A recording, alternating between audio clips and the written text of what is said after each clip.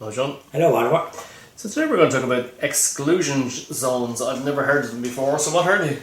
Well, actually, they're exclusion zones, normally to be associated with the Berlin Wall. There was exclusion zones there. The Stasi, the police in East Germany, killed people trying to get into West Berlin to have a bit of freedom. So that was the Berlin Wall. That was exclusion. And the Urban Curtain, which was a feature when I was growing up. You mightn't have heard too much about it, but it was where communists were in charge in many countries, and there were exclusion zones. But in this country now, the exclusion zones applies to ladies, mothers wanting to kill their babies by abortion in what was heretofore maternity hospitals and hospitals bringing life into the world.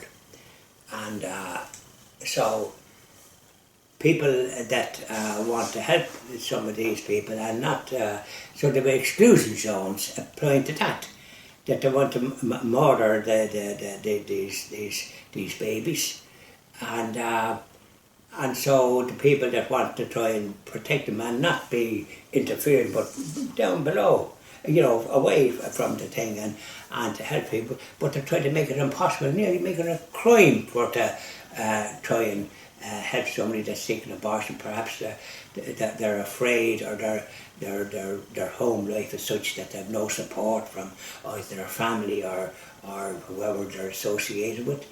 We don't know. Maybe they're married and have had side affairs, which they don't want anybody to know. There's a whole heap of different reasons, but it doesn't matter what it is. No government, a Department of Health, should do such a thing. And quite frankly, there's a move afoot now.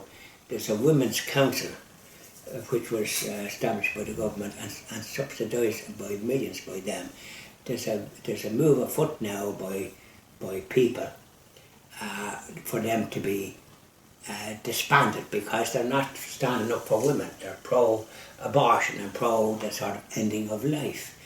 I mean, you have to have respect for people that have conceived a child, and that it shouldn't be just killed. And they want to do it now even up to birth. That is so shocking that to think that anyone would support such a thing. You wonder have they lost reason and decency, because you don't do that. We had a country here and people died sometimes because of TB being so rampant and the poverty that people were under. The children were malnourished and died of starvation in a lot of cases, even when we had our freedom. Because I remember when I was young coming into Dublin, and the father would bring us over to Beauties where I did not work. And I used to get up at what they call Amos Street. Now it's called something else.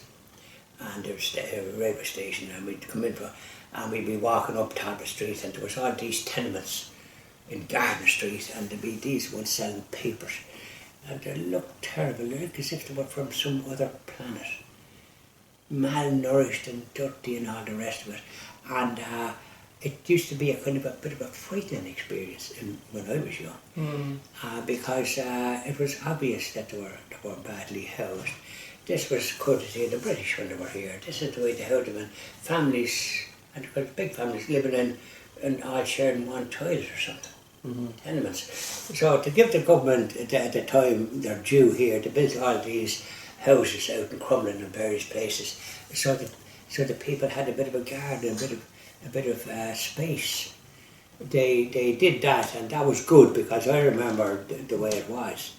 They did that, and that was good, and people appreciated it and were very glad to move out of those places. And now in Gardner Street, it is all private accommodation, which is good.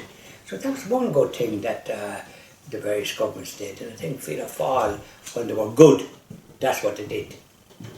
So there you are. I just mentioned about exclusion zones. It applies to trying to keep pro-life people away. Okay, division. Yeah. So there you are. So when you hear about exclusion zones, don't be thinking of the Urban Curtain or the Berlin Wall or these places. You're excluded from going into sort of maybe where there's top secret stuff going on. You might be excluded from going into those places. But to exclude people from trying to protect life and help people that are seeking abortions. There was one woman summoned by the police in Britain. She was away. She was